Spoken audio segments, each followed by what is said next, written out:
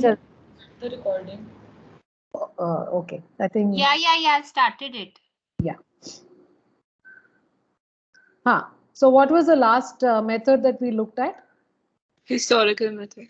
The historical method. Okay. So in this class, we're looking at the anthropological method. Okay.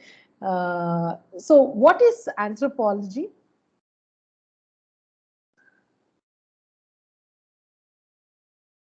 What is anthropology? You've heard of this term, no, being used. What is anthropology?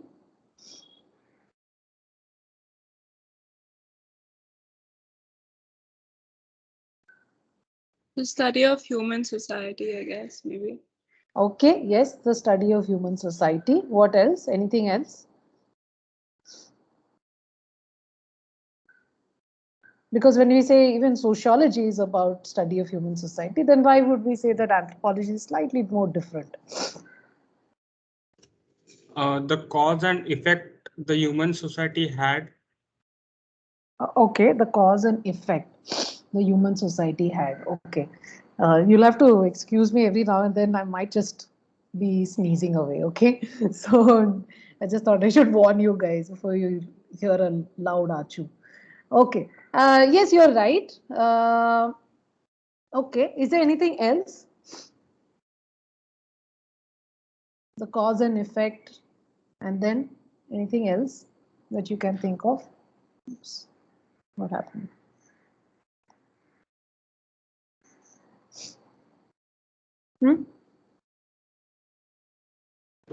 Does it has to refer to its culture, the human culture, how it developed over time?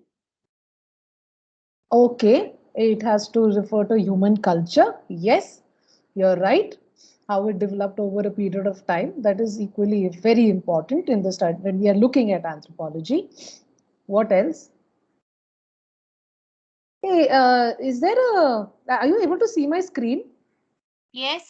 Yeah, no, because it keeps going back to team. So that's what I. Okay. What else? What else?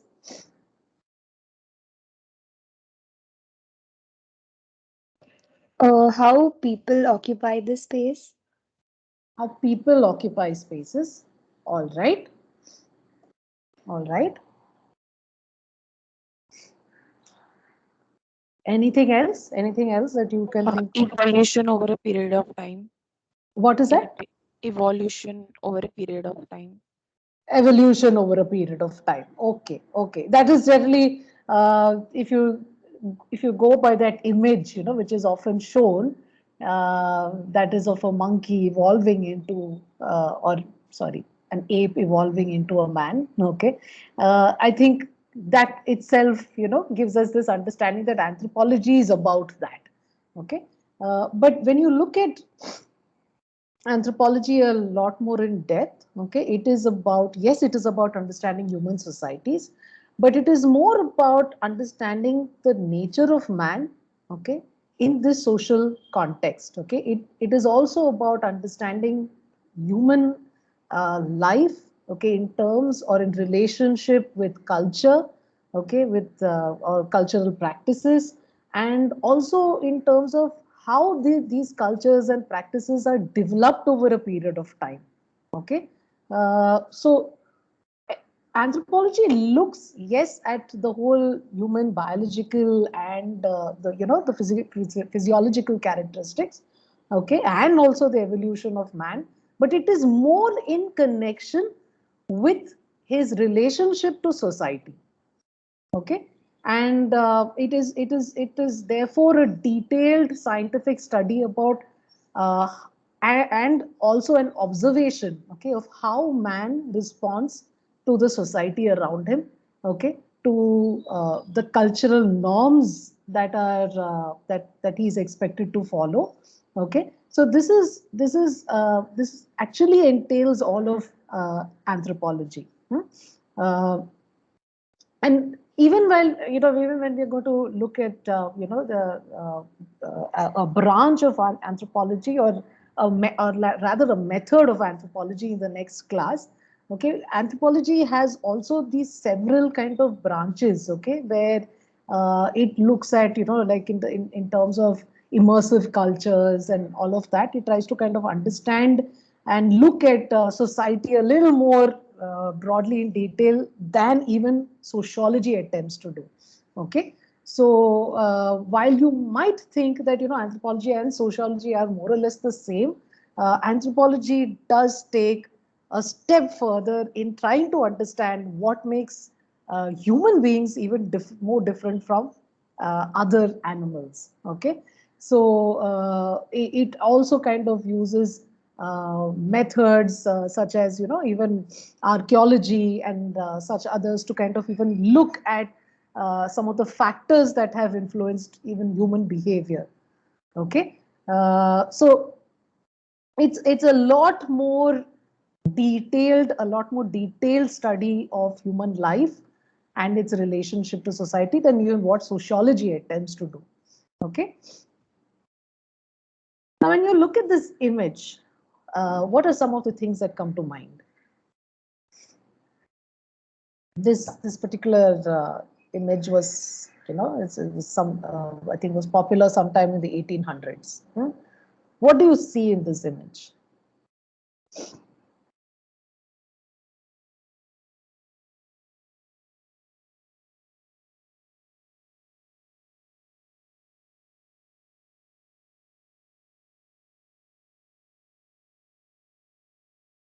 Yes, I think the top row shows the relations between men and women in different periods of time. Okay, relationships. Okay, between men and women in different periods of time. Okay. Because of the Can you climate, see the? I know that this is a little difficult. Okay, to see the. Like, can you see this? Are you able to read this? it's very unclear. Oh, Okay, I'll just tell you like what it says. I'll just give you one word. Maybe you will be able to understand then. Okay, like for instance, this is. It says. I think it says that a man and a woman from Europe. Okay, this is a man and a woman from. It seems like Asia. Okay, I'm assuming it is Asia, even though I'm not able to see this particular or decipher this particular term here. This, of course, is again a man and woman from Africa. Okay, a man and woman from America. This is an Englishman. This is a Hollander. This is basically a German. Okay, even though it says a different term here, but then Germans are also referred to as Deutschen. Okay, Germany is called Deutschland in German. Okay, so and this is a Frenchman. Okay, so having told you, okay, what is your general impression now? that Europe was a little ahead in time as compared to other regions. Okay, it was a little ahead. The Right? clothes they are wearing. Right. Okay. That is what the image tells us. Okay.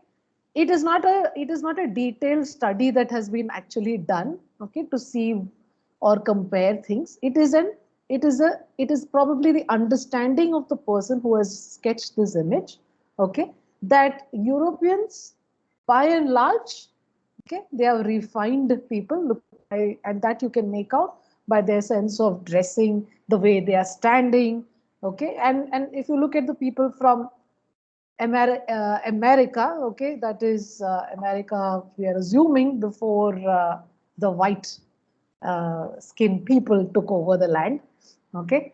And then if you look at the image of Africa, and I'm assuming again that this is Asia, then you have this, or you get this immediate notion that, all right, these are people who are not civilized.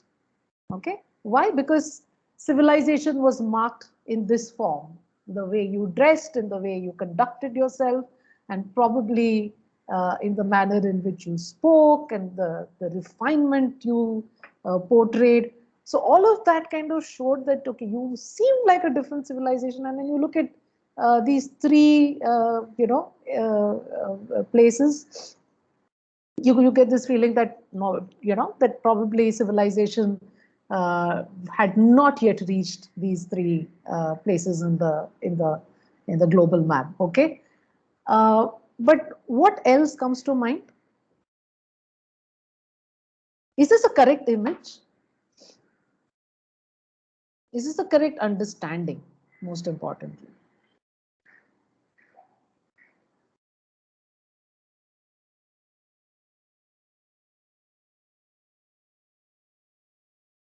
What do you think? Is this a correct understanding? And we're talking about this. This image was taken from, this image was apparently sketched in the 1800s. Okay.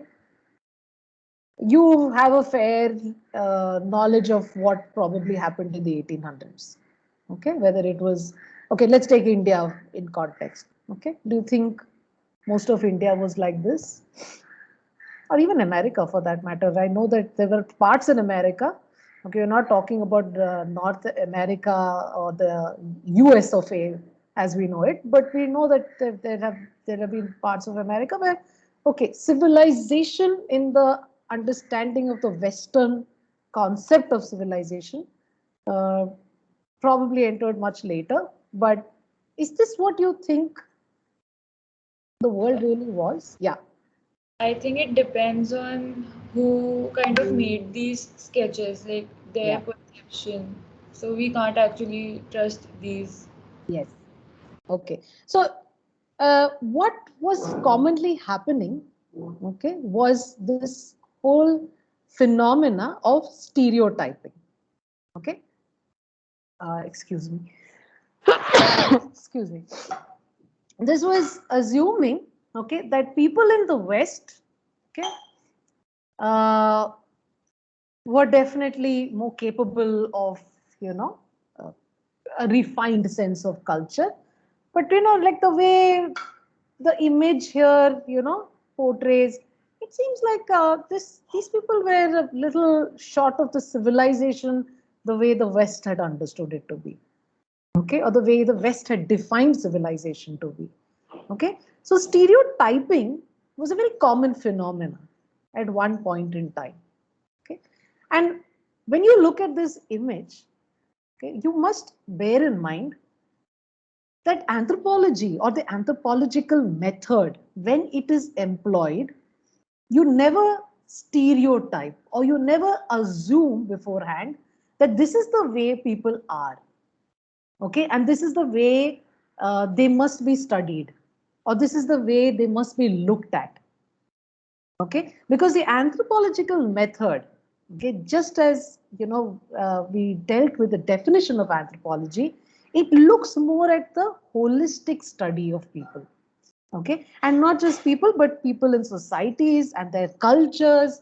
Okay, and it is not looking at just about assuming that a certain people of a certain kind or a certain tribe or a certain race, okay, behave or must behave in a certain way, but it is out of observation or from observation that you come to certain conclusions. Okay, you derive or arrive at certain conclusions only after a period of observation and study. Okay, so when you're talking about the anthropological method, we must be sure that we are looking at all aspects. It's not just about biology, it's not about the race that they represent, but it is also about the language they speak. It is about who they were in the past to some extent, okay, and who are they becoming. Okay, we also look at aspects of migration. Were they always here? Okay, did they always inhabit this piece of land, or did they come from other places? For instance, when you look at the northeast, okay, many of the tribes that are there today, okay, are actually, they probably migrated from other parts of the globe and settled there in the northeast of India. Okay, they were not always there, and that is why they are also referred to as, if I'm not mistaken, the or Sino-Tibetan origins. Okay, that they come from these origins. All right, so they're not assumed to be people who lived there all throughout their, or maybe in the sense they were not there from prehistoric times, but they have probably migrated from other places and settled in that land. Okay, so migration is something else, is an aspect that anthropology also looks into. Then also the aspect of technology. What technology do they kind of resort to? Now, technology is not the way we understand technology to be. Okay, like we assume technology in terms of what we see around us. Okay, in terms of the digital interfaces and or the apps that we use and all of that. Okay, that is the way we understand technology, but their understanding of technology is maybe maybe far more advanced. Okay, or it may be just different from the way we assume technology is. Yeah, so we need to look at all of this, and we also kind of need to understand what is the economic aspect of life. Okay, like from where do they or what is their source of economy? What is the mode of production they refer to? Is it still agriculture? Okay, is it an agrarian economy that they still resort to, or is there another form of economy that they are resorting to? What is the politics of that space? So when you are trying to understand a group of people, a community of people, and when you say that the anthropological method must be used, we have to look at it from a very holistic impression of it. Okay, what contributes to this person that or this group of people that we are studying? Okay, what are all the kind of what do you say, the elements that have influenced in the evolution of the society or in the making of the society? All of these aspects must be studied. Okay, we cannot just look at it only from very what do you say, linear perspectives or even binaries. Okay, we can't just say that okay, this is good, this is bad, this is or this is right and this is wrong. No, we have to look at it more objectively. Yeah, so far is it clear? Any questions? Okay, I assume there are none. Okay, Janella, you'll take it from here. This one? This is mine? This one. Aha. Just got confused. No, Sorry. that was my fault. Yeah. Okay. So, so far we've been talking about anthropology, and like we began in the last class that we're looking at some methods of understanding space. Okay, and therefore we look a little more closely at what is there a relationship between architecture and anthropology? Okay, do you all think there is, like, so far, because Sarah has told you all about anthropology, do you think there is a relationship between architecture and anthropology?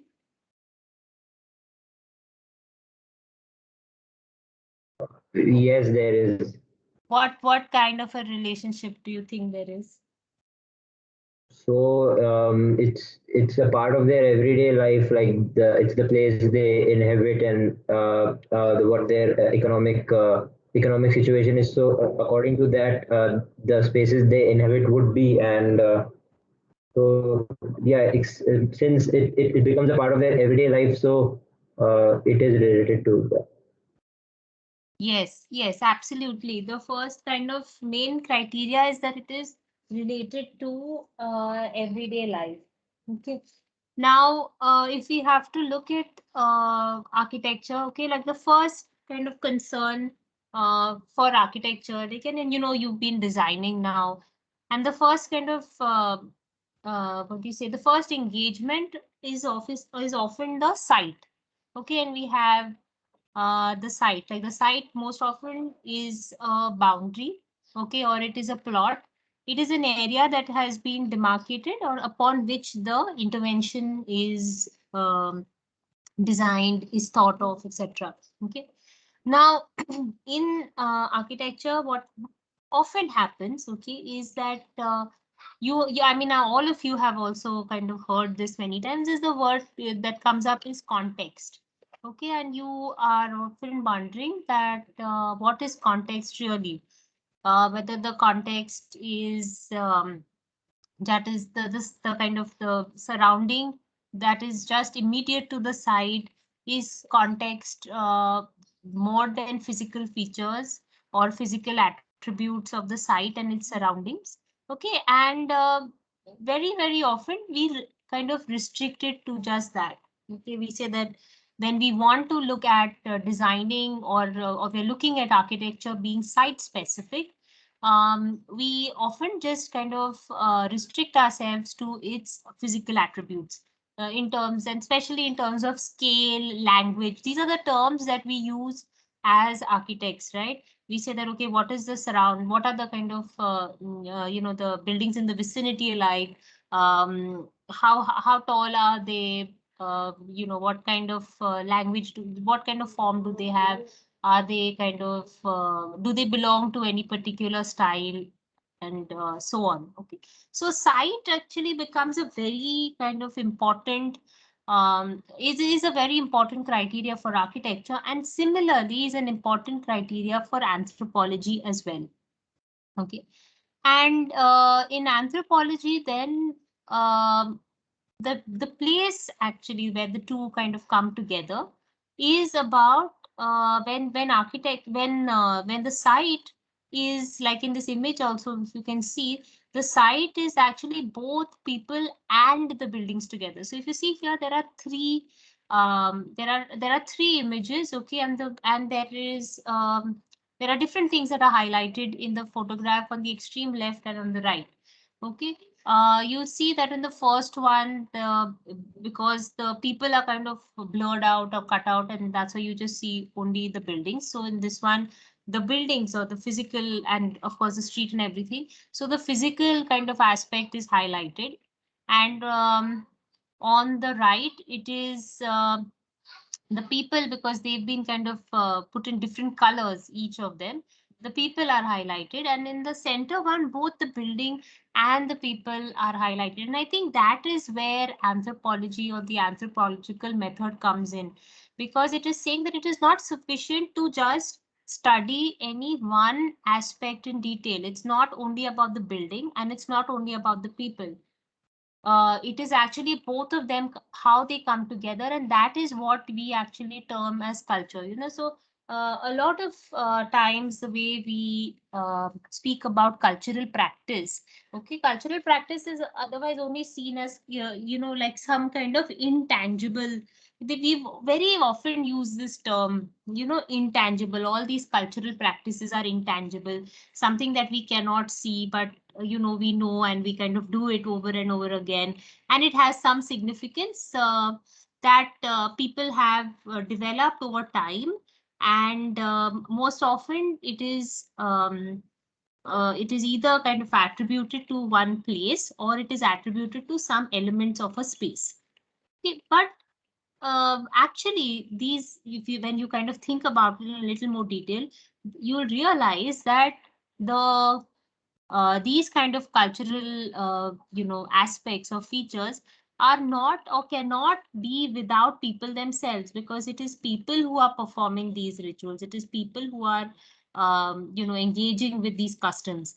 So it is obviously that there is a kind of interconnectedness between people, rituals, and the space where these rituals are performed. Okay, now when I'm saying rituals, I do not mean rituals that are only religious in nature, or rituals that happen on a yearly basis. Even everyday life is a ritual, like the very fact that you like for example doing class. Okay, that you're waking up every day in the morning at a certain time, you follow a certain routine, and then you kind of be in classes for a certain time, and then what you do afterwards, you follow a routine. And this is though it may seem very mundane, okay, this is everyday life. Okay, and anthropology saying also goes on to say that though it may seem mundane, though it may seem of not much importance, it is very important, because it actually shows us that how people live. Okay, and how people live is an important aspect to understand why spaces are formed, or why spaces are built, or why spaces are designed the way that they are. Okay.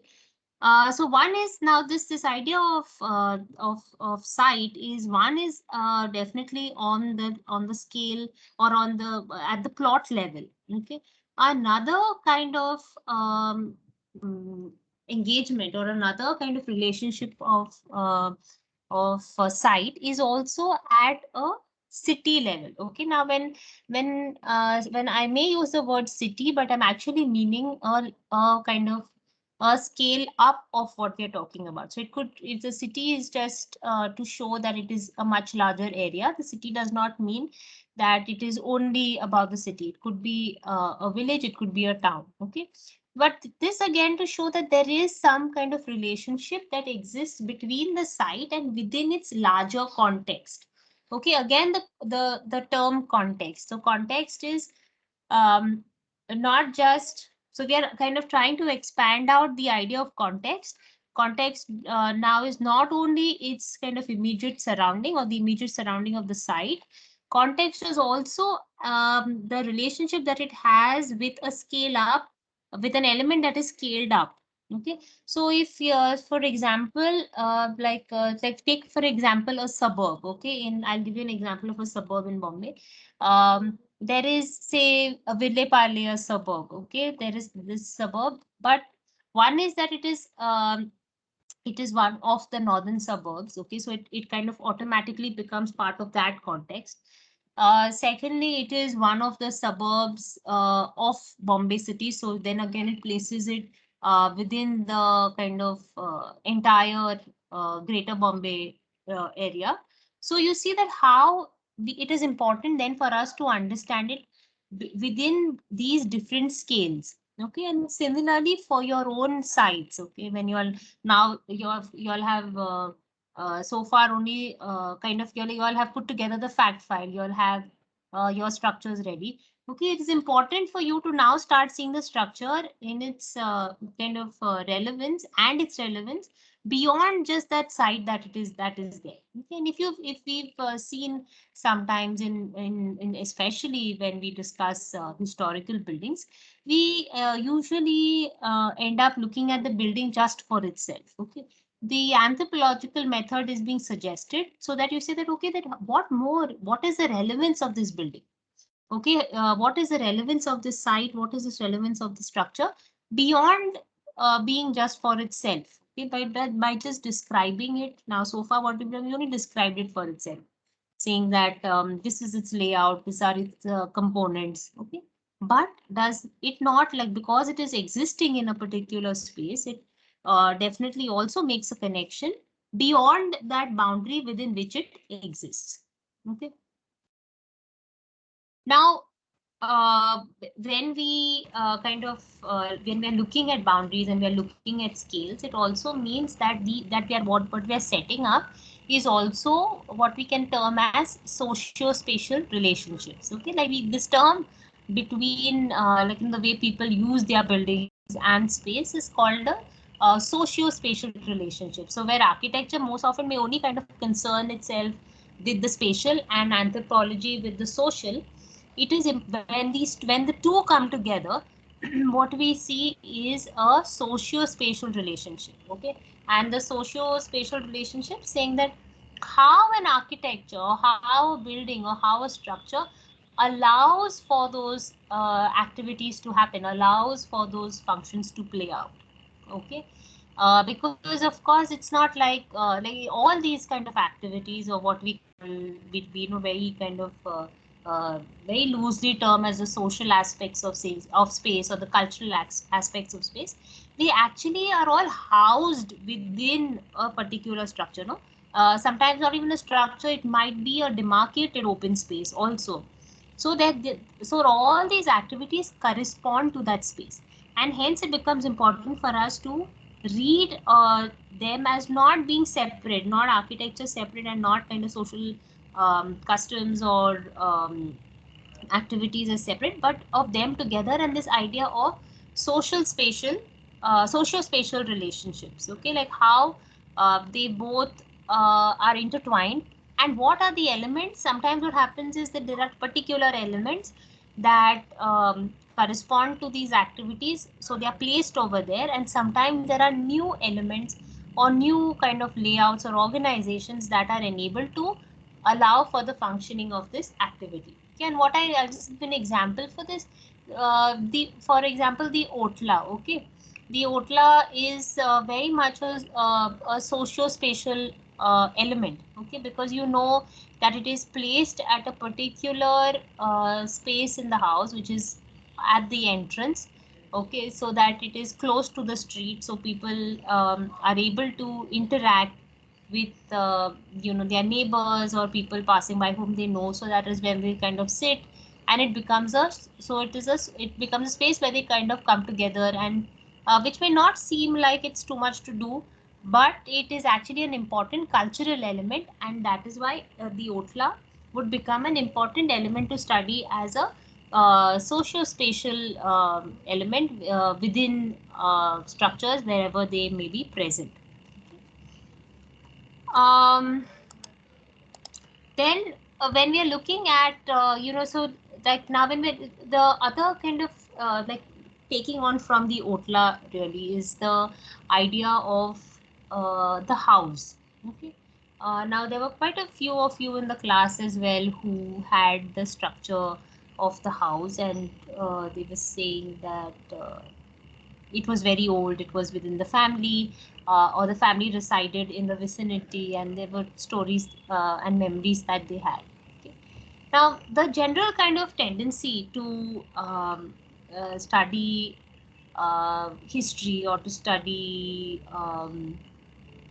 buildings of historical importance always kind of is done through the monumental scale. Okay. And this is not to say that these kind of monuments are not important, or they do not tell stories. They do, but they tell only very particular stories of a particular set of people. Okay. But the house as a form becomes a very important structure, because it is able to engage and tell you what everyday life is like. Okay. So the house, which is like and you've heard this often, saying that food, clothing, shelter being the basic kind of the basic necessities. The house therefore becomes, though it may seem as a very simplified form, saying that it is just it's always termed as shelter. Okay. But the house is in fact a much larger or kind of a more complex structure, because it not only provides shelter, it also corresponds to everyday life, when and kind of cultural systems that may exist in that particular area, and or as part of a larger kind of space. Okay, so if you see here on this slide, okay, they're just showing you all. They're a kind of a combination of they have all different drawings, and they have two columns. One just says settlement pattern, and one just says the house. Okay. Now, if you see the settlement pattern, more or less it is similar. Okay, where you say that whether and the person who's drawn them has also said, like, whether it's a clearing in a jungle, everywhere it's a clearing, and these are very kind of basic houses. Much earlier, more, I would not use the word primitive, but built using more kind of rudimentary materials. Okay. Some of them are tribal houses. Okay. But if you see, so what connects all of them is that they're all built in a clearing. That is one kind of common thing that is there across. And so even though as a settlement pattern, it may seem similar, you will see the column on the right for both the pages, and you'll see that how the house form differs everywhere. Okay, like for example, over here in South America, you'll see that, okay, there's it's just like a circle. Okay, so there's it's like a hut. Okay, which is with a circle, and then there are within it spaces are organized as per use. So where there is a fireplace, so there are two fireplaces within the same hut, one single entrance. Okay, Or if you see the one, again now see both are in South America, but two different places, and how the houses are laid out in terms of what is left out as a public space, where the rooms are kind of placed. So houses again, so there is this is basically to also show you that in any structure that we study now, there's nothing to say that it is regular or this is the way things are. There, especially where people have a lot of control over the spaces. The house especially is one such form where people have a lot of control over their own space, the way it is laid out, the way it is designed, and the way it is used. And hence it becomes a very important typology to study. Okay, the residence becomes a very important typology, because it is able to then show us the different ways in which people interact with each other and also then with their surroundings. Okay, what are spaces that are important to them? What are spaces that are relevant to their culture? Okay, what are the social practices that they follow, and hence how their spaces are laid out. Okay. Sarah, can you go to the next slide? Okay, and we will take a look at one such study that was conducted by students of the second year. I've forgotten which year the batch is. Okay, and this is they went to a place called Chakrata. Okay, and they studied these three villages in Chakrata. Okay, it's in the kind of Himalayas. Okay, and it's one of it's a the so Chakrata is a kind of, if you see, largely is like a cantonment town, because they have a strong military presence close to the town. But if you go to the villages, okay, of in Chakrata, you'll see that the architecture and the way people kind of live their lives is very, very specific, and rather how their architecture responds to that. And this study, okay, was an attempt at trying to depict, okay, saying that what is this architecture. So even though it may seem like it is just a house form, what is this architecture, and or rather how do we kind of show, or how do we represent architecture to be so responsive to everyday life or everyday rituals of the three villages that were studied. Okay, so there were three villages that were studied: Mona, Sujo, and Savra. Okay, and these villages were picked for their own kind of characteristics. Now, because this is in the Himalayas, you'll know that the temperature can kind of dip very low, and hence it becomes very cold. And both kind of people and animals, okay, because they all have a lot of animals over here as well. Okay, so these animals are used for milk, etc. So both people and animals kind of cannot withstand that cold very often. So they had a unique concept of what they called as the Chhauni, or the mirror village. So there was this kind of migration that would take place. So everybody had a house, and the entire village had a mirror village in the kind of plains, okay, from the hills to the plains. And this migration would happen every 6 months, okay, depending on the seasonal depending on the seasons. And usually in the village, in the kind of hills, in the colder season, there would be just maybe one or two family members who would stay back, while the rest of the family would move down. Sarah, can you go to the next slide? Okay, now what we were also terming that, and I realized that a lot of you even use this in the presentation when you all were discussing your building, that, and we've done that. Okay, we tend to usually term it as vernacular, and the vernacular most often is used for the house. Okay, even though like we may see temples or community centers which may be actually very small in scale, or maybe at the at the village scale, we usually always tend to kind of term the house as a vernacular style. Okay, and I don't know what would y'all think the vernacular is? Do you think that the vernacular is a style?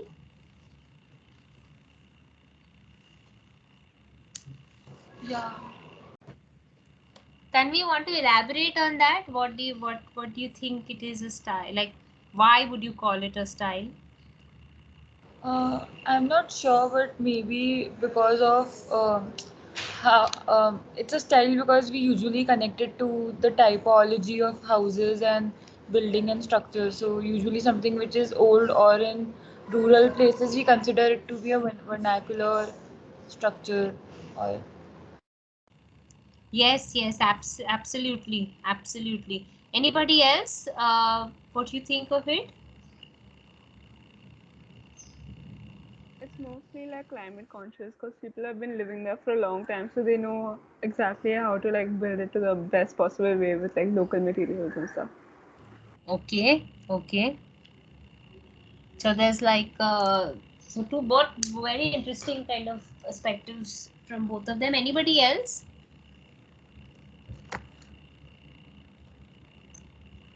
What do you think the vernacular is? I'm sure all of us have used it at some point of time to describe uh, at a site that we've seen or a building that we've seen and says, okay, that's in the vernacular style.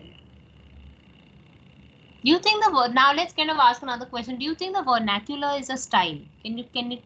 There are, you know what a style is, right? A style is something, or rather, it is classified as a style when you know that there are elements that can be very easily identified as belonging to a particular style. For example, I'll just give you like there's Art Deco. Okay, Art Deco is a style because you know that there is the emphasis on verticality, and then there's the roundings of the kind of horizontal bands, and there are ways in which the bands itself are used. So you can very clearly identify these elements, and then you say, okay, that this belongs. Also, there is the font. Okay, there's a text style, so you know that okay, these are Art Deco fonts. So you're able to very clearly say that this is the Art Deco style. Do you think that the vernacular also has elements like this? those elements may be very local and pertaining to the myths or the stories of their life. Like what? Give me an example. Okay, so this one we studied last year for AD of the site in Moflong. So the heritage houses they had an egg shape. So it was said that those egg shape came from the myths, their stories, and that's particular to that site. And even though it's called vernacular, it isn't found anywhere else in the world. Okay, interesting. Anybody else? Anybody else? So what Anjana was saying is very interesting because she's saying that though they use the term vernacular, it was still not found anywhere else in the world. What do you think? Is there a contradiction there? Then to term it as vernacular, if you're saying that okay, if it is coming or this kind of form or this language is being derived from the stories that exist in that particular place, then is um then how can we call everything vernacular? Because you're saying that it is very specific, is very local, whether it is a use of material, whether it is a building style, or it is even a form, and probably you won't find that anywhere else. And but we're still calling it vernacular, so we're still calling vernacular in that village, we'll call something vernacular in Chakrata, we'll even call something vernacular in Bombay. uh, the fact that they are made on the same basis, like they study the environment, they study their Mhm. lifestyle, and then make their houses, that makes them vernacular. Like it may be different everywhere, but the process and the thinking which goes behind it is same. So Okay. Okay. All right. That's a nice kind of way of putting it. Anybody else? Can we say that it is traditional to that space or that place? Okay. It is traditional to that space or that place. Okay. Okay. Anyone else wants to add anything? So then on the basis of what Chirag and Tanvi were saying, then don't you think that the vernacular becomes the most important for any site? Because it's very specific. I mean, this is what I'm thinking, that it is very specific. It is only found in that place. It is not found anywhere else. There's a very particular way in which materials are used. There's a very particular construction style or construction methods that may kind of arise because of the materials that are being used, and it's most often these are materials that are available in a very kind of close in like locally. They would be available. They would be could call them local materials available in probably in the vicinity, or much not to kind of get them from too far. And there is I would say also, or rather could we say that there is hence a very high level of innovation that is there to kind of make spaces or make kind of elements or to correspond to life over there, and hence a lot of innovation depending on because on the limited set of materials that you have and the functions that it needs to perform. What do you all think? Agree, disagree? What are your reasons?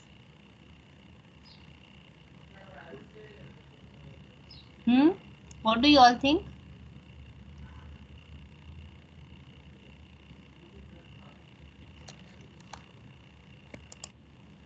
I agree with it, but there's also one thing like the vernacular is something which is going on from the very long time.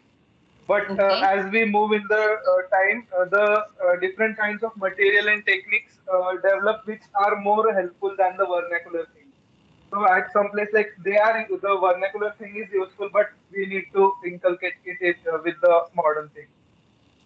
Okay, so you're saying that they may have developed certain kind of techniques depending on what was available to them, but then there have been technological advances, and hence they no longer become relevant, you think?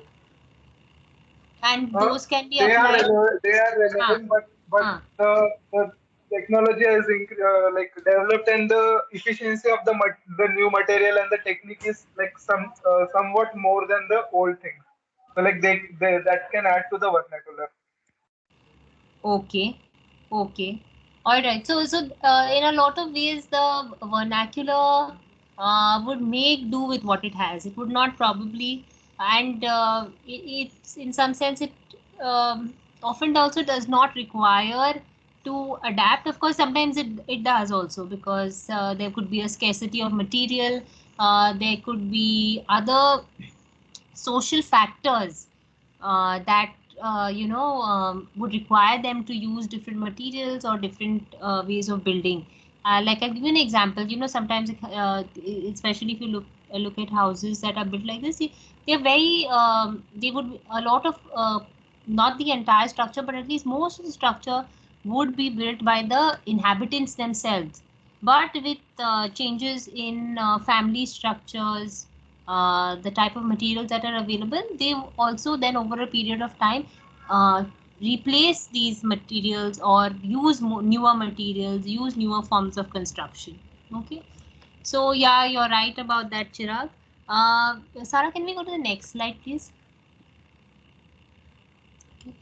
Now, I'll just be showing you some drawings that were done in Chakrata, okay, and this was an attempt to represent or make drawings of space, which in some way, which in a lot of ways was able to say or kind of communicate how the way people live their lives was reflected in the form of the buildings. Okay, so we kind of started off with these basic set of drawings, which you can see here: first floor, second floor, ground floor, etc. These basic set of drawings, but can you see the drawings, the sections? Okay, where usually when we make sections, we do not add or populate it with elements that are there. Of course, now to be fair to this study and to the other kind of drawing we generally make, this is a documentation study. So the place is already being used, and we felt it was important to document this place with the different objects that were there. Okay, now the objects within the house, because what we kind of started off with the premise by saying that it is a house, okay, and this is a village. More or less, the houses are all they would all be similar because they're responding, like people were saying earlier, to factors like climate, available materials, etc. But each of them had their own stories. Okay, they had their own lives, and the way these objects, or the collection of objects that they had, or the way objects were placed within the house, corresponded to their particular life stories. Okay, so if we go to the next slide, we'll see that these are what the houses look like. Okay, it's like usually a 2-floor house, 2 or 3 sometimes, most often they are 2, where the lower floor, you see, the lower floor is built of masonry and the floor above is built of timber. The floor below is masonry because that is usually spaces for storage and for cattle. Okay, and the way the house is built is because, like I was saying earlier also, it is very cold. So the heat from the animals is also used to heat up the house. So animals also are not kept outside the house, they're kept inside the house.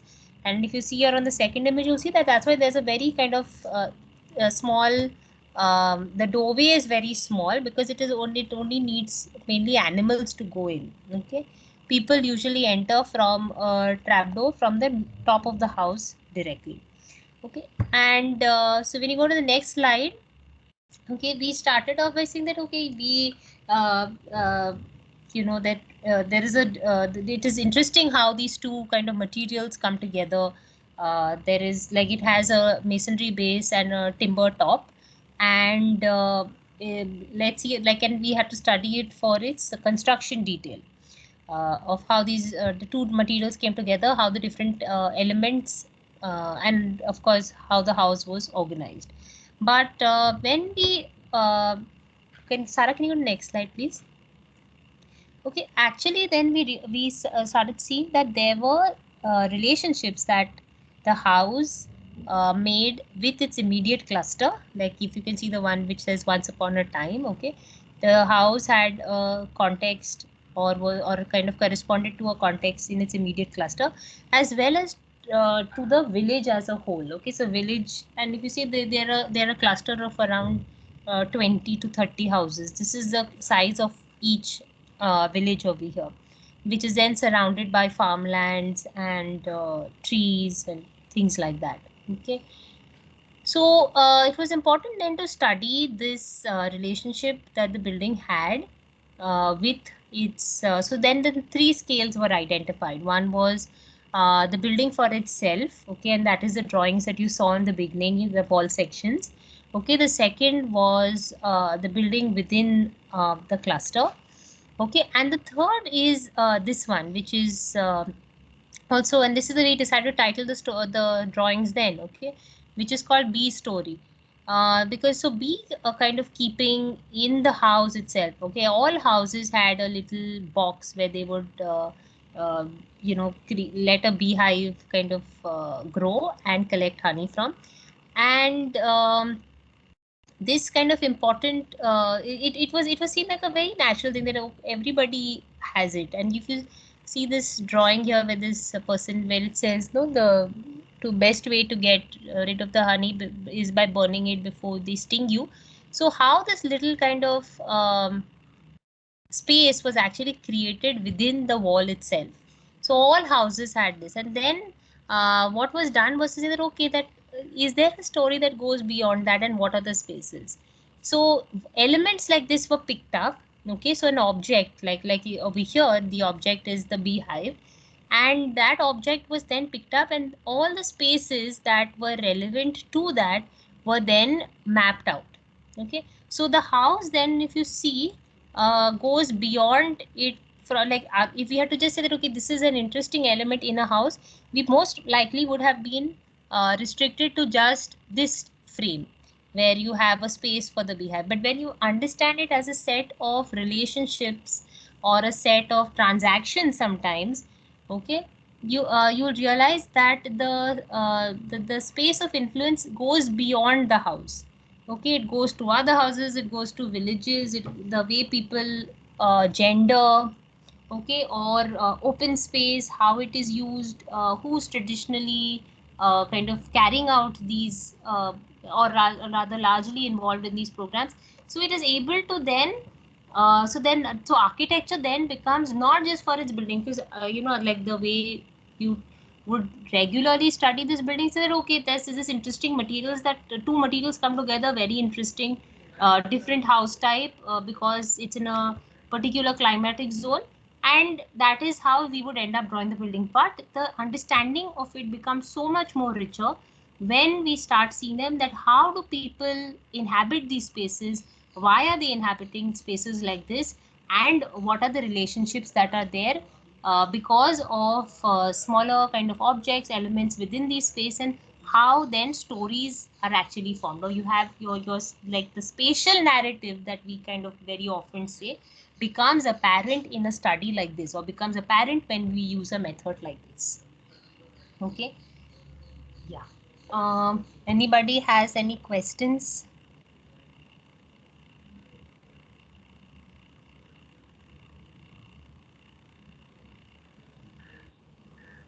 Anything that you want to ask? Have you seen these drawings before, Chakrata drawings? Yeah, this one. Where, in which class have you all seen these drawings? In construction, you all must have seen these drawings, no? Yeah. What did you all think of it? When did you all see it? Which year were you all in when you all saw it for the first time? Second year? First year. In first year. Very interesting. What did you all think of it when you all saw these drawings? We didn't know they were done by students. Okay, okay. All right. And what else? What else did you all think of these drawings? Did you all, did you all ever think that, okay, these are also kind of drawings that are these architecture drawings? What are these kind of? They look like comic books, comic strips. And you all have seen the detail, huh? They're all accurate drawings, huh? They're very kind of, they're measure drawn. It's not, they're not like just random spaces that are drawn. So if you like, there are frames that incorporate the wall section and everything, because that is the story that is like, that's the framework also that is being used now to tell the story, saying that how particular elements are corresponding to the way space is used. Okay, and I think that even now, when all of you, I think most of you actually are picking these or have picked these objects for study, we are not just to say that, okay, this is the material that is used, or this is the construction style that is used. It is important to know that how that is corresponding to the way people use space. Okay, now this can again happen at two different I don't know, call them timelines. One is when it was built and its kind of first intended use, and how the structure is being, or rather was used at that time. And now if its use has changed. Okay, like I can give you an example, say, like gates, fort walls. Okay, these things, they've changed. They're not used for security or things anymore. So then what is the way people engage with them, and how do sometimes they latch on to them, they like, there are other materials that come together, other spaces that come together, and how is that happening, why are they happening, why are people choosing to sometimes encroach certain type of spaces. And of course, historical, these kind of larger historic buildings usually become a very kind of natural site for encroachment. So I think that what is kind of important, and what we even spoke about in the last class when we were talking about the historical method, is that it is this thing about inquiry. You don't take anything for granted. You don't take anything say that, oh, I know this is what it is, or this is why it is, why it was there, is there. Okay, you're always trying to find out more, that why is it the way it is. Okay, even though like my training as an architect may tell me that this is built with this material because probably of climate or soil or something like that, but it is also being used in a particular way. People are using that space in a particular way. So why are they using that space that way? And I think that idea of inquiry is always there in all methods, no matter what you're researching into. Like this question of why it is there always needs to be asked. Like why it's nothing, basically to just tell you that you shouldn't just say that, or rather assume that um, this is like this, so maybe it is this way. Sometimes we also tend to let our own um, biases dictate this thing, and we don't let the site speak and not let the site say why this is there. Okay, I think also now Sarah, please add. I don't know, I'm just kind of speaking. No, I don't know, completely agree, because I think when you're saying about biases, and these, even these presumptions that we have, okay, about a certain people or group of people. Okay, it may be maybe based on something that we have read, we have been told. Okay, so a community behaves in a certain way because we have been told they behave, or they respond to a situation in a certain way, but not based on our own observation. I think, therefore, it is so important that we make a note of our observations, compare it with, maybe previous research, if possible, that has been done. Okay, and see where we can, strike out the commonalities, and also kind of add in, okay, some things that have not been mentioned before. Yeah. So while you're doing your study, and this, even when you're going about picking up information about the structures that you have chosen, okay, you need to understand all of this. It's not just about choosing a build form, okay, and saying that, okay, this is a railway station, this is about it, okay, this is what we know, this is history, bus. Okay, it is a constant, like, what do you say? It's basically history in process. Okay, that you are trying to study, you're trying to understand. So you're trying to see what happened in the past, but what is happening even today. Okay, makes it relevant. Okay, makes it relevant in the sense of understanding it as a process, as something that is evolving, it is changing, and then we come forth with forward with our inferences, okay, and conclusions. Let us not just take something because it looks attractive, or because we have assumed that it has a certain character. Even some things which we really don't know anything at all, okay, which we have no prior information, might become a very relevant piece of study. Okay, if you look at it in the context of today, okay, we might be able to get a lot of information that we may have never even imagined. Yeah. So, any questions?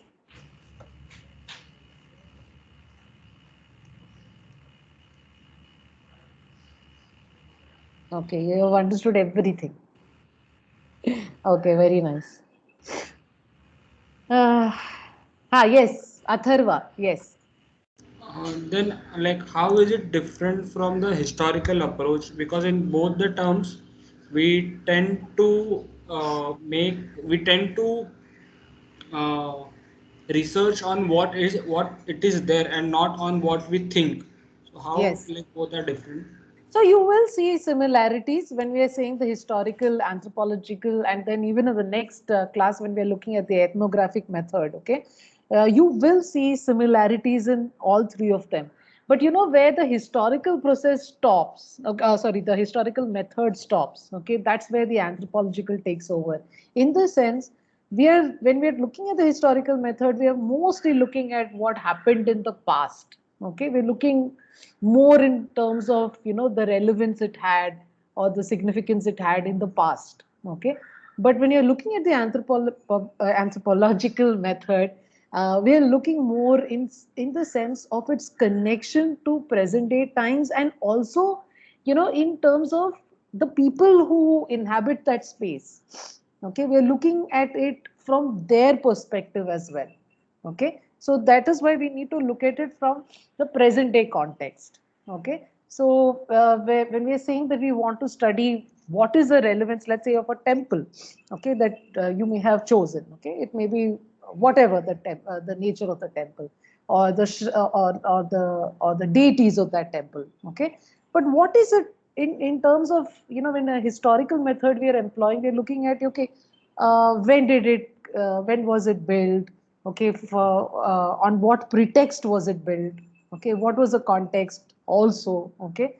Are there other temples that bear some resemblance, or has this temple been inspired by other temples, okay. But when we're looking at the anthropological thing, we are looking at it more from what is the cultural relevance of it, what is, you know, what is it for the people inhabiting that space, okay, or around that space, what is this, you know, what does this temple signify for them, okay. And who are these people even, worshipping this particular deity, what is their background like. Okay, so therefore that's why we are urging you to choose places which may really never have had been kind of, been even considered as relevant in the past. Yeah, but you can make it relevant by using these methods or employing these methods of research and finding out information, okay, making it a historical site, or a site of relevance and prominence. Okay, it might not have been written in the past. Nobody may have spoken about it. Nobody may have even thought about it as something important even. Okay, but when you study, you will be bringing it to the spotlight. Yeah.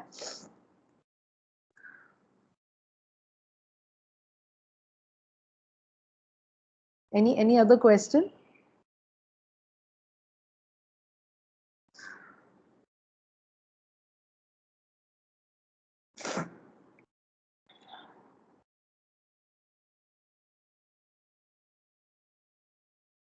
Anybody else? Atharva, did that answer the question, or do you have any more doubts? No, yeah, it is clear. Okay, okay.